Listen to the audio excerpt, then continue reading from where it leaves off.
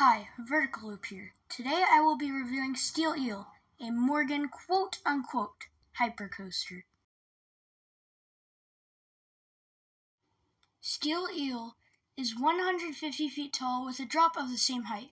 It is 65 miles an hour and it pulls 3.5 Gs, and it is 3,700 feet long. That basically means this wouldn't be a very good first coaster overall. You enter a line with sloped switchbacks that lead you to a very, very bare-bones station that makes Six Flags look like Disney. You board deep trains without much padding, which can get uncomfortable, with a lap bar that gave me some airtime room. You hear the ride op say all clear, and then you take a small dip out of the station, then take a 180-degree turn to the left, as you're seeing right now. By the way, this lift hill has some really good views, as you can see right here. You reach the top, which can be intimidating because you can see the whole layout, and you dramatically slow down at the top. You slow down so much, you feel like you stop right here. You go down a pretty big drop, but it isn't too intense, so don't be worried about that. Something you should be worried about is that there's a photo camera right here at the bottom of the first drop, so beware. You go up into like a big camelback thing, and it delivers some pretty good floater. But then right here, be aware, this is the most sustained floater I've ever experienced. You're floating the whole time you're dropping in.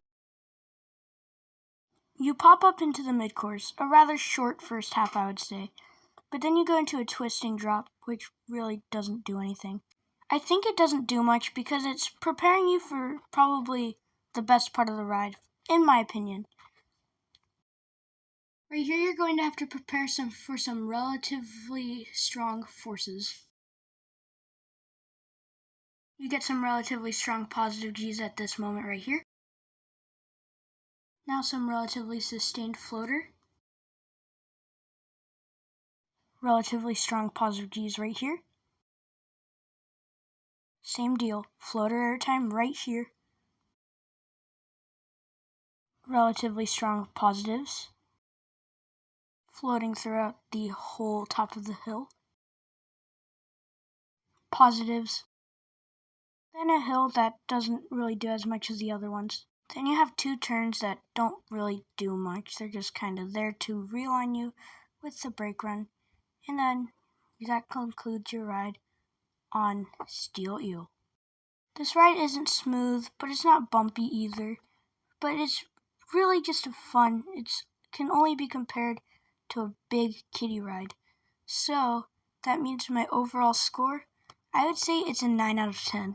It's not too intense, so I'd really recommend it. It's like a family coaster. Thank you for watching. Please make sure to like and subscribe. Make sure to check out the channels in the link of the description. And peace out.